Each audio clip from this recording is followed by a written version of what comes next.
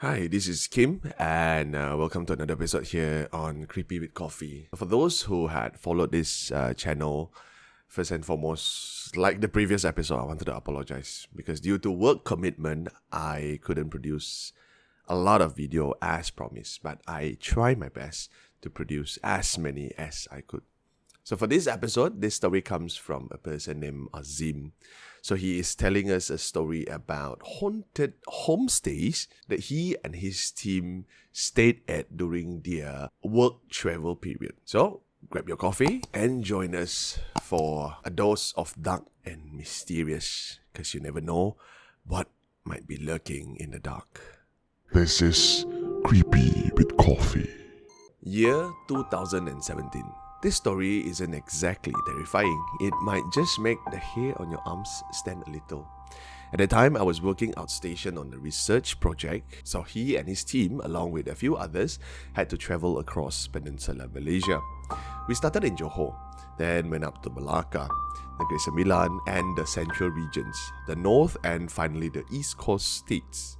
While outstation, we occasionally stayed at homestays or hotels with other residents. There were several other teams, each consisting of about 6 people, including a team leader, and I was one of the team leaders. Here I will use I as in Azim. While we were working in Johor and Malacca, everything went well, thankfully. But when it's time to work in Port Dickson, I booked a homestay and stayed there with another team. The homestay was a single-story terrace house, a bit old and not far from Telok Kemang beach. After arriving and assigning rooms, everyone relaxed after a long journey from our last site in Tampin. While everyone was happily lounging on the beds, suddenly, Thud.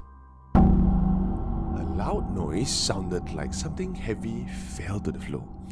The sound came from the kitchen. The house wasn't exactly that big and our bedroom doors were left open, so I could clearly see that nothing had fallen in the kitchen area. Maybe it's from the next house, I thought, not wanting to overthink it. Then everyone went back to their lazy lounging. Since the house was cramped, I and another team leader, Amar, slept in the living room that night. I slept on a cushion, and Amar slept on the floor with the pillow beside my cushion. We were exhausted from the day, so we fell asleep quickly.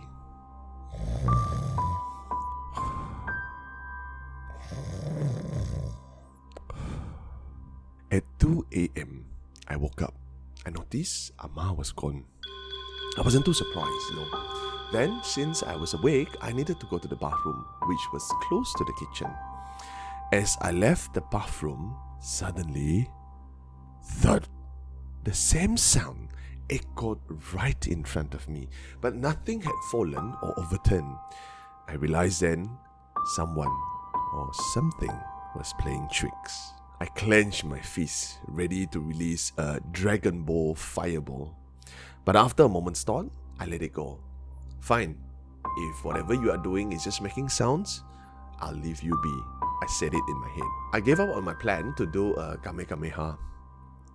So, for those who know about this Kamehameha or Dragon Ball reference, we are about the same era. But for those who do not, you can always search for YouTube on Dragon Ball and their Fireball. You get the reference. To continue. So it's already their place, and I felt a bit sorry for disturbing them. Besides, my team and I were just staying for one night. The next morning, we still had work to do. We checked out of the homestay early as we planned to move to our next location after finishing up in Port Dickson. In the car, I chatted with Amar.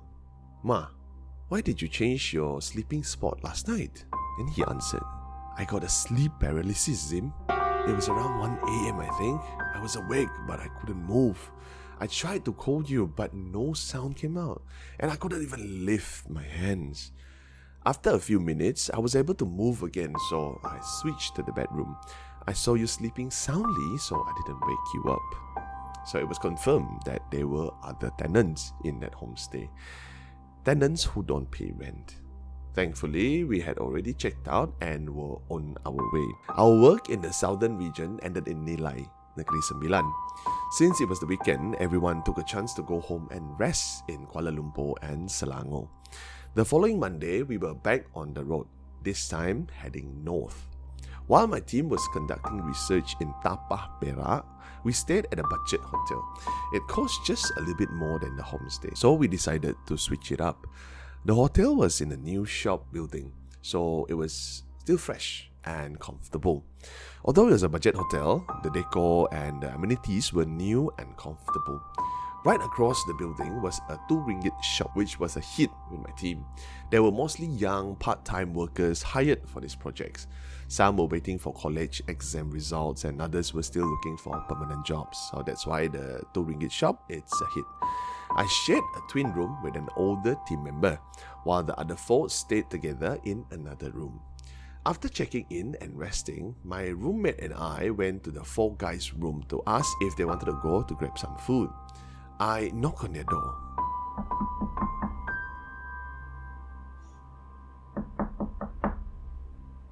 Not long after, Apik, one of the kids, opened the door. Then Apik asked me, "Bang," or older brother, "Did you see anyone outside just now?" I said, "No. Why?" Someone knocked on the door twice. We opened it both times right away, but no one was there. The hotel corridor was quite long, so if anyone had knocked, they wouldn't have had time to hide before the door was open. I stepped into their room briefly. It was a family room with 2 queen beds, and it was a mess. Sheets, blankets were all over the place. I asked, "What's going on here?" I just shook my head and smiled. Kids, right?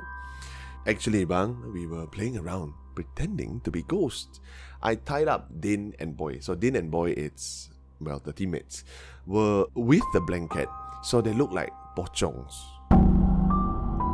While we were playing, we heard the knocking. The first time, I was a bit slow to get to the door, and when I opened, there was no one there. The second time, I opened the door right away, but still, no one was there.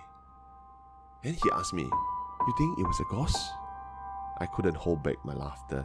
I said, "Definitely a ghost. That's what you get for messing around," I said, laughing. If you can hear the thunder, that is not the sound effect, because it's the Mother Nature's work. Then Apik showed me a video they took of their ghost antics. With the hotel room's red lighting, they had managed to tie up Din and Boy in such a way that they really looked like pocongs. They were even jumping around in bed, laughing like silly. If I posted a video online, people would definitely think it was a real pocong, I would say then. I burst out laughing again. See, with a video like this, of course a real ghost would show up. They probably thought you were their buddies. That's what I said. Everyone laughed, but some face looked a bit anxious. Then, after Perak, we went to Kedah, Penang and Perlis. Everything went smoothly up north. It was nice to hang out by the sea in Kuala Perlis for a few days since we based in Changlun for the work in Changlun, Jitra, Arau and Kanga. To unwind, some friends and I would drive to Kuala Perlis each day. From the north, we headed to East Coast via Kulim, Greek, Jelly Road. In Kelantan, everything was fine. While in Terengganu, we stayed in a homestay near the Kuala Terengganu airport where the next incident occurred. To save costs, 2 teams shared the homestay. As soon as we entered, I felt something strange, though I'm not a very sensitive kind of person to that kind of thing. The next day, we went out for work after checking out, as we were staying 2 nights. Only 5 of us left since Boy had a severe headache. When we returned in the evening, Boy still looked very unwell, his face wincing in pain. I started to suspect something wasn't right. I bought food for everyone on our way back. After dinner, I went to the kitchen to get a glass of plain water and softly blew on it and then handed it to Boy, who was lying in his room. "Here, Boy, drink this.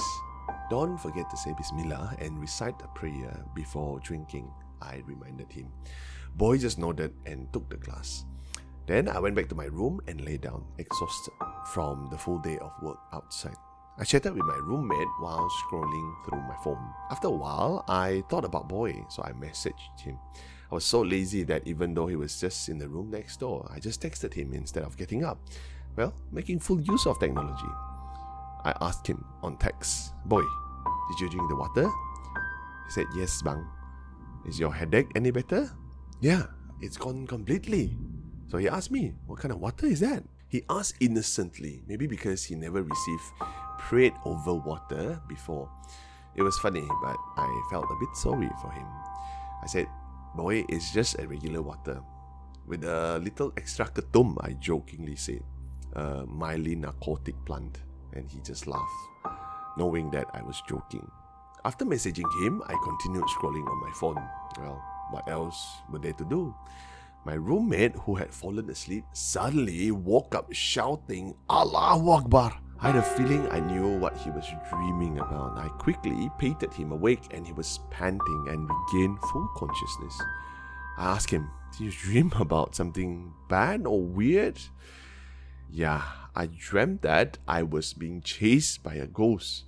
I smiled and said, well, it's just a dream. 2 members getting spooked. That means we had a company in the homestay. But since we were leaving the next day, I didn't want any trouble with the spirit. Thankfully, nothing else happened until we checked out the following day. And the rest of the journey, including our final day in Jerantut Pahang, went smoothly. Just the occasionally eerie feeling. Well, Alhamdulillah, God is the best protector. Well, that's all for this episode. It's a slightly longer episode and I hope you have enjoyed it. If you have a similar story like this, it doesn't matter whether it happened in a hotel or a homestay that you used to stay in, send it to the email down below. Looking forward for your story. Until the next time, I'm Kim. This is Creepy with Coffee.